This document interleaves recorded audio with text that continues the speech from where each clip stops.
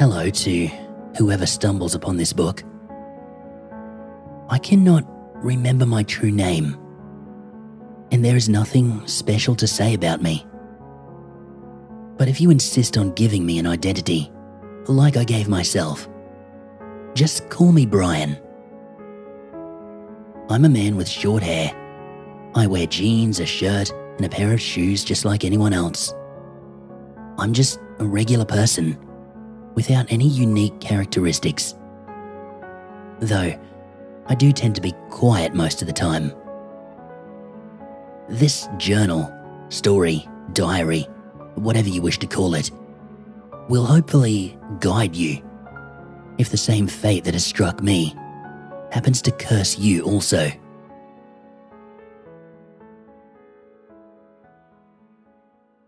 Day 1. I do not know what happened before, since I seem to be suffering from amnesia or something. I have no memories to begin with, but one morning I woke up at a beach. I had nothing with me but my clothes, and I did not know the place I was in. I wasn't even sure if it had a name at all, or if anyone else knew about it. I walked through a seemingly endless forest, which was located right behind the small beach. It was barren of any life, and I started to feel forlorn. Everything looked so alike that after some time, I was not even sure in which direction I was heading.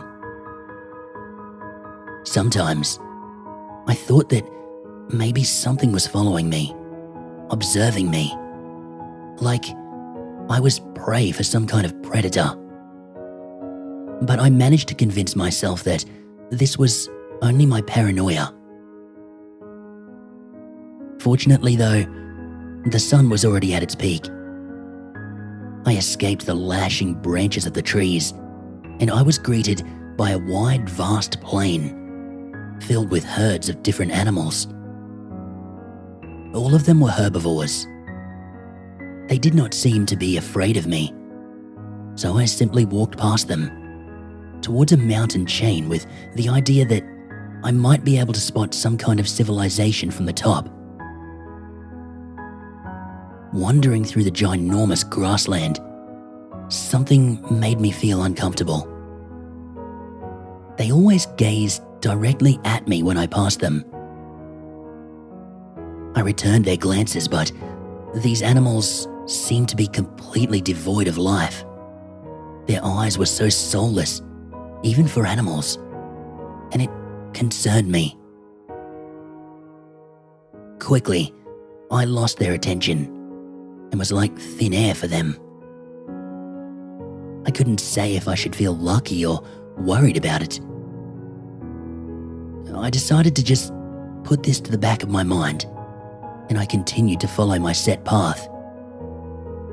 Though I knew that those eyes, they were following my every step, staring, judging. In the evening, I approached the mountainous ridge.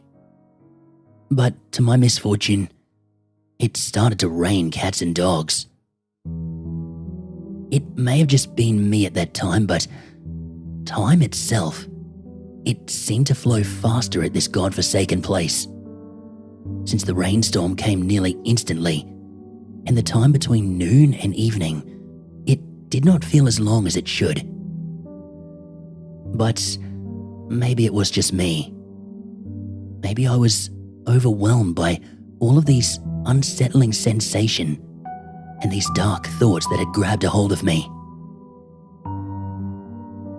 I could see a cave inside one of the mountains, so I decided I should take shelter there.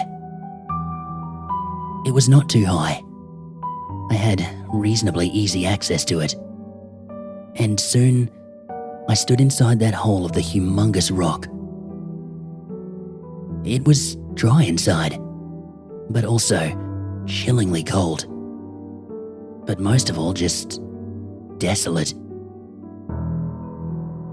I decided to put my head on a pile of smooth grit and fall asleep, hoping that maybe all of this was just a nightmare.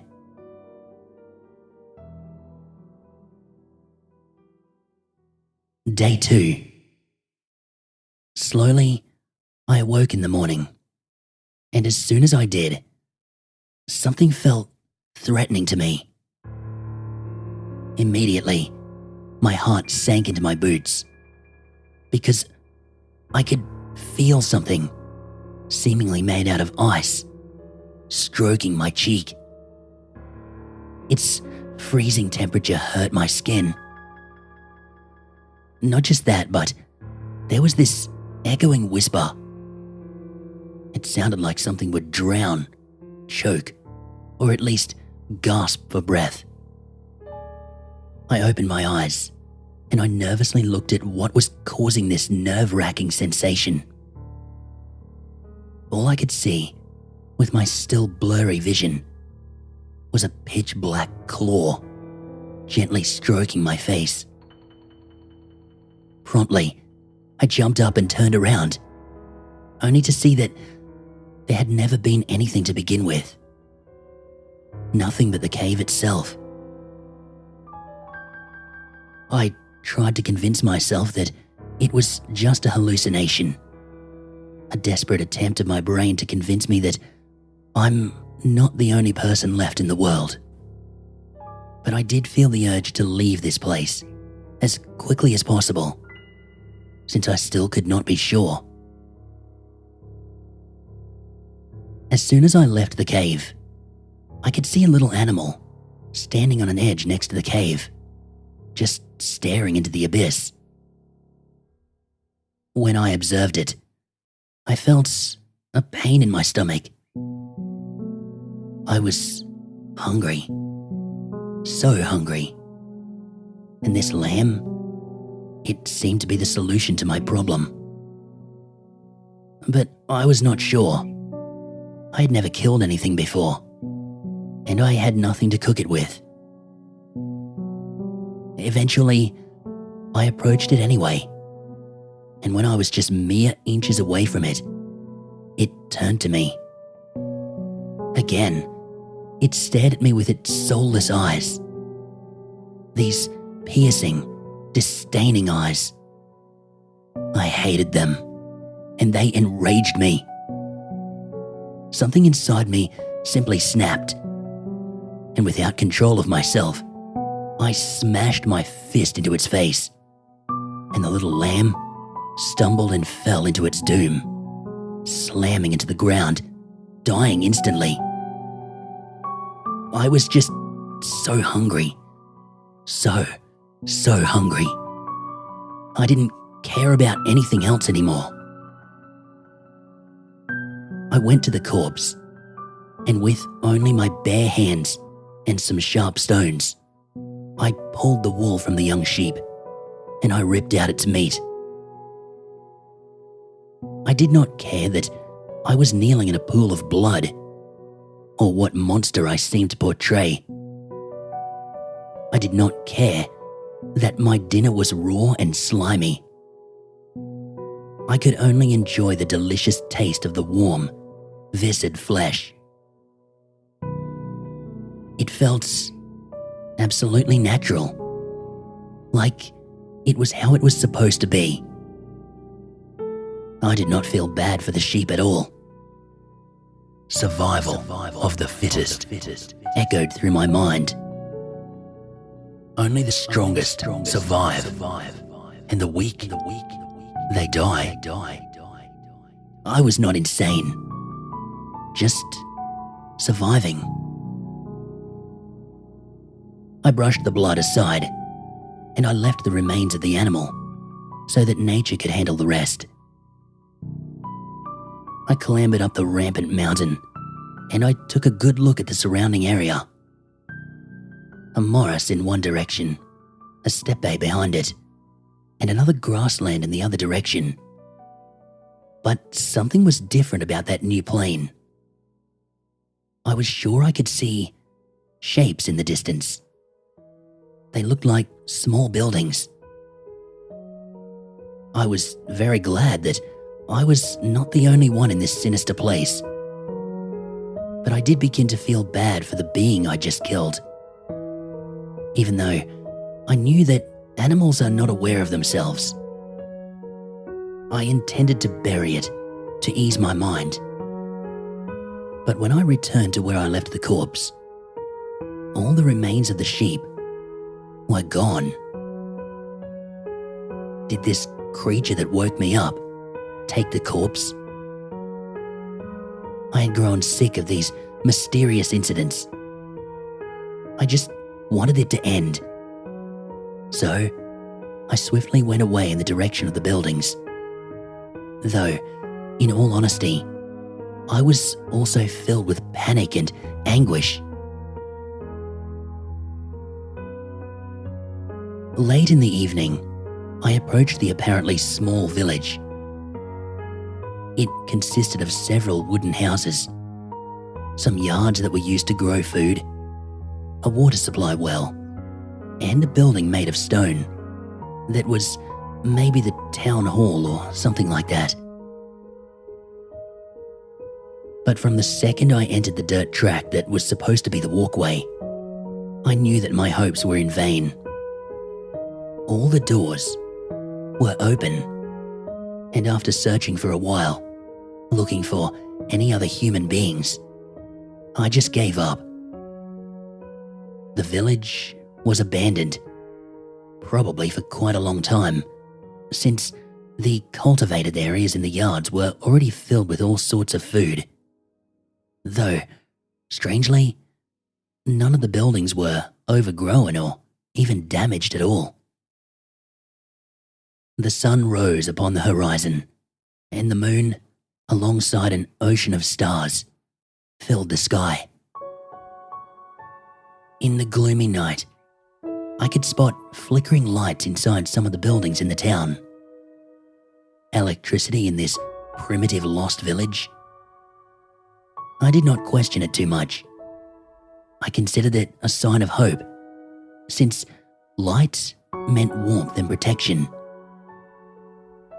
I calmly walked through the streets, but for no apparent reason, I stopped next to the well, and I leaned over it. I watched the weak reflection of my own face inside the water. It felt so weird, like it was the first time in my life that I had seen my own face. Another thing started to bewilder me as well. I had not been thirsty since my awakening, and still I was not. This place follows its own rules, it seems, like an anomaly of the real world, something that should not exist. I put my arms in the water, just to relax for a moment and enjoy the coolish sensation of the water on my skin.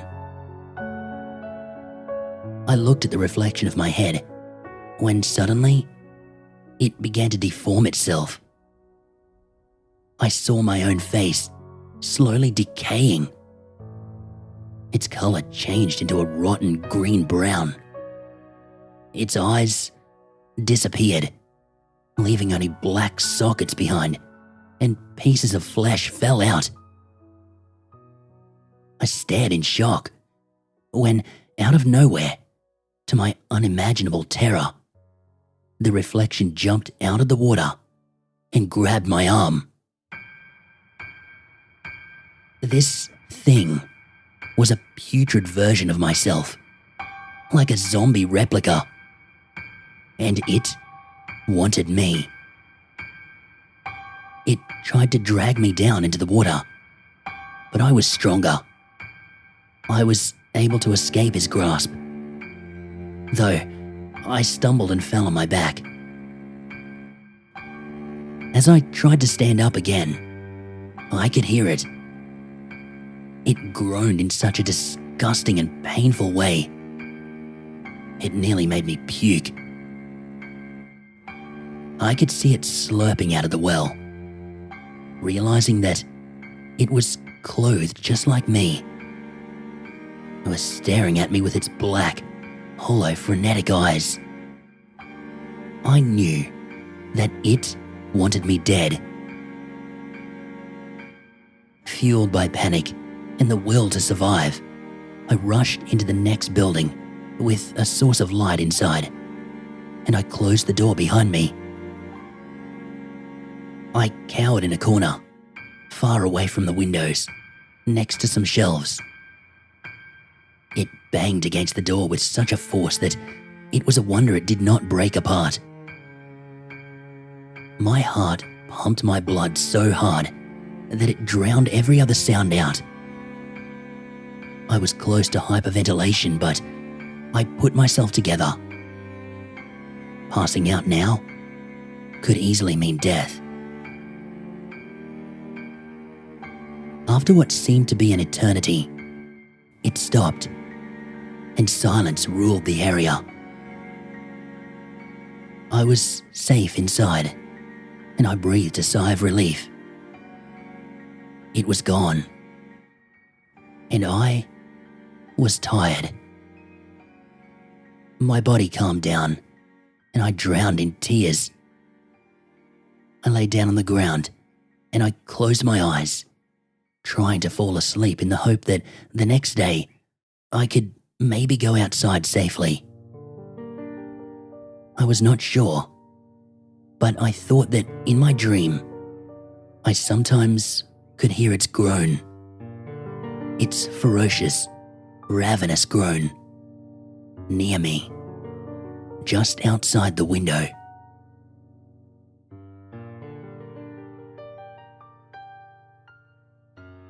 Day 3.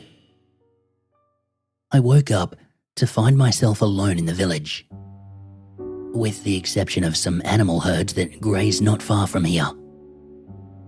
As long as I was safe, it didn't bother me, though I avoided their eye contact.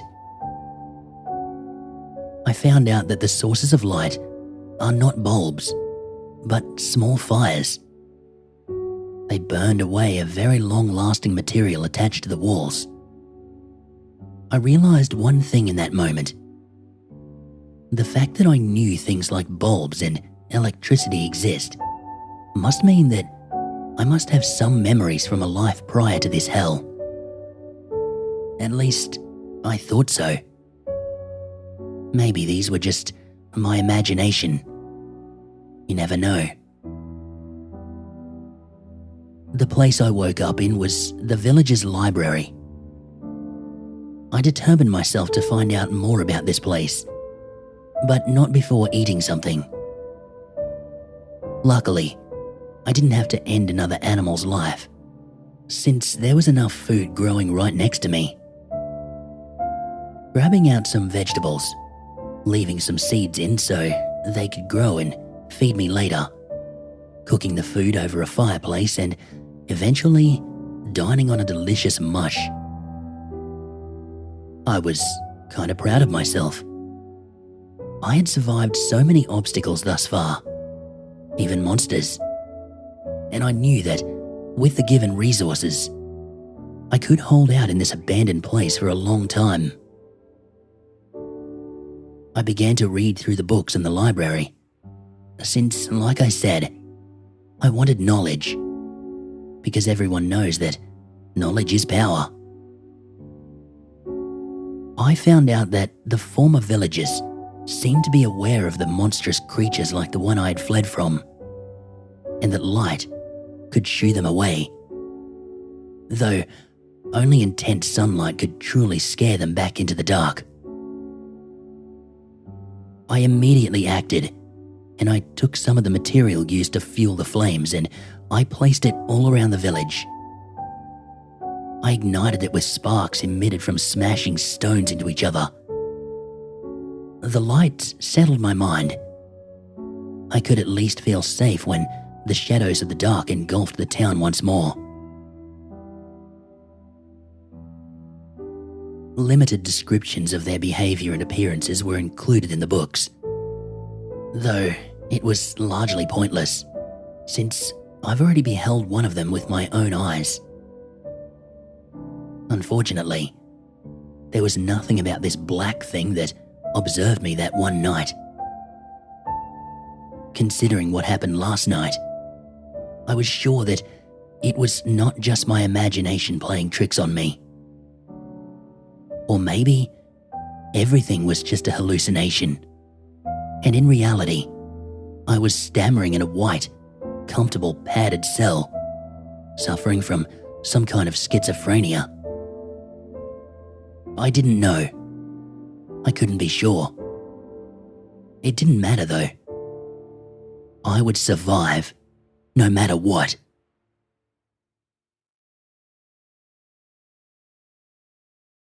Day 4. I found an empty book and a feather with some ink. I needed to express myself, so I started to note down everything that had happened to me. My memories are somewhat fragile, but I remembered everything that sought my demise. Maybe, if I would not survive, I could at least warn others who might be cursed by the same cruel fate. I used the first page to briefly introduce myself. I know that maybe one day, maybe even I would need it as a reminder of what and who I truly am.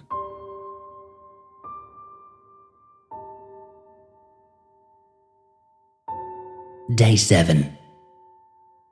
I read myself through everything that was necessary, and I gathered items from the houses. They for sure will be useful, especially the bucket to water the vegetables. I tried to leave the village, and I scouted the surrounding area.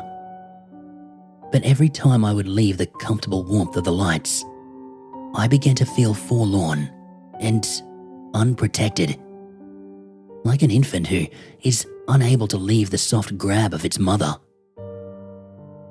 Every time I looked down, I saw more and more footprints, sometimes even scratch marks on the ground. Every time I sleep in one of the comfortable houses, I know that these creatures are gathering around the village, staring at me with these demonic eyes, lingering for my flesh.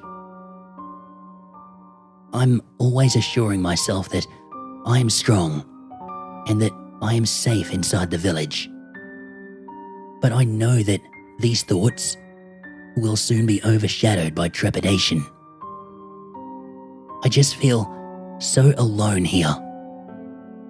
Yet, I know I never am.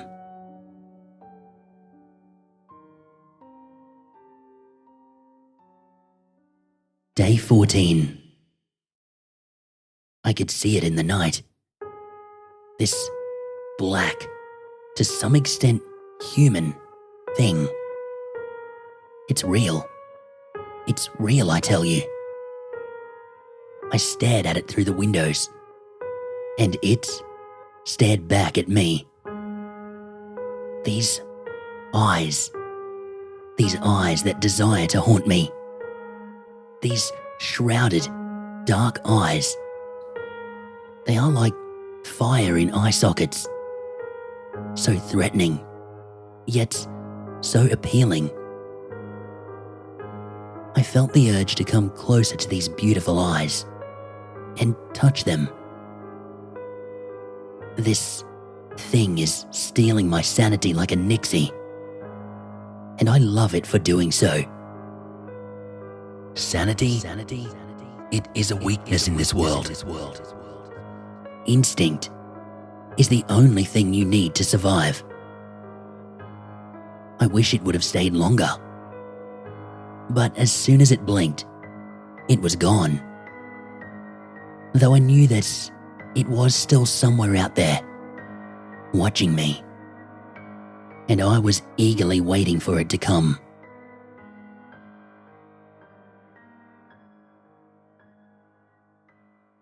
Day 21. I'm not alone anymore. There are people in the village. I talked with them all day long, and I must tell you, they are very good listeners. Even though They're often so shy that they won't reply. I still like them, knowing that I can always count on them being there. They seem to be very clumsy and stiff, but if you get to know them a bit better, you will understand that they're just taking a break from all the hard work they do. Just standing in one place, almost like garden gnomes. They're always friendly too. They always have this joyful grin on their face. The only thing I don't like about them is their somewhat strange habit to always look at me and never really blink when I pass them by or talk with them. What should I say? I guess they're just a lovely bunch of jesters. It has been nice to socialize again. I can sleep now, without worrying too much, since I know that my friends are out there, all the time, always keeping an eye on me, no matter where I go.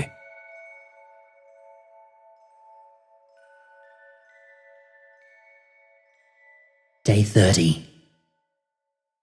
I extinguished these stupid lights. They hurt my friends, and me too. I was afraid of the night, but for no reason. Its dreary atmosphere is so incredibly delightful. It's a shame I didn't realize that earlier.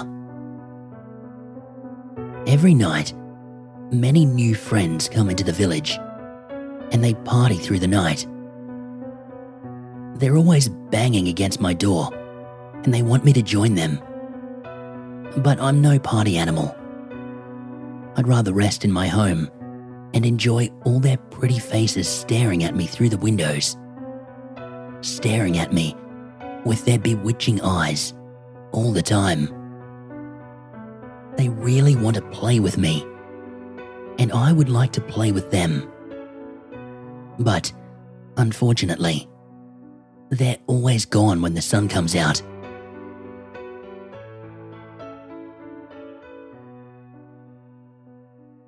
Day something. I stopped counting the days, as it just doesn't matter anymore. I left the village a couple of days ago. I gathered everything I needed, and I just left. It was a difficult decision, but I had to move on. My friends had started to annoy me, so I got rid of them. But everywhere I looked in this dratted village, it reminded me of my pals. It just bugged me. I just wanted to be alone. Well, not completely alone, since some days, fog always covers everything up. I can barely see anything that was not just a few inches away from me. With the exception of a special someone, of course. Every now and then, I can spot these beautiful, blazing eyes somewhere far away from me. Sometimes extremely close to me. And when I'm lucky, I close my eyes and I can feel its gentle claws stroking my cheek. Even though I have no idea where I'm going, I know I am in good hands.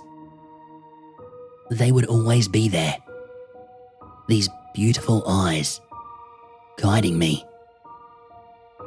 I wish I could have such pretty eyes like my friend.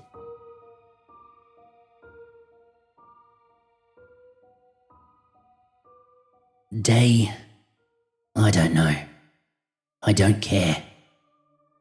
I am free, unbound from anything. My friend showed me a place so unbelievably beautiful. You cannot even imagine it. It is just beyond your comprehension. A world beyond your dreams. Yet, a place your heart will painfully desire for all eternity. And there were so many others that were just as beautiful as him. They all greeted me and cheered for me, They were so kind to me, like a family. A family that I never had in this lonesome world.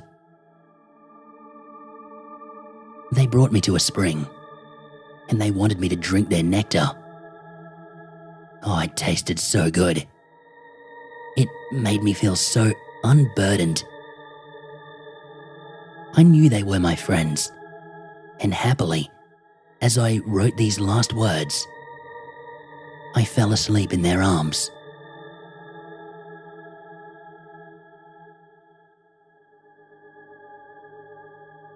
Final notes. I woke up in a place I could barely remember. But quickly, I was reminded. It was the beach. The beach where all of this had begun. It felt weird, like something inside me had changed. But it was not a bad sensation. No, it was ecstatic. I felt so powerful, so divine. It was their gift, even though it did cost me their friendship. Again, I'm all alone. I don't need all this junk I carried with me for such a long time. So, I will just leave all these things here in a box I carved out of wood. I went to the shore, and it was then I realized the true extent of their gift. It purified my soul and my heart. They gave me something that I had always desired. I have such beautiful eyes, free from weakness, free from the burdens of life. I have everything that I have ever wanted. I will leave you now, stranger. I will take my path, though I don't know what exactly it is or where it will lead me. Maybe we will meet one day, and I can give you the same beautiful present that this world gave me. Though, for now, it doesn't matter. I won. I was a nobody, a piece of dirt, a filthy animal. But I became someone with my new existence. My new existence as Brian. I, Brian, am stupendous. No, I, Brian, am the apex, the pinnacle of survival and existence. I am the first limb of the food chain of this world. My world, where everything belongs to me, and only me. I am Brian, its hero. The hero, Brian. Hero Brian.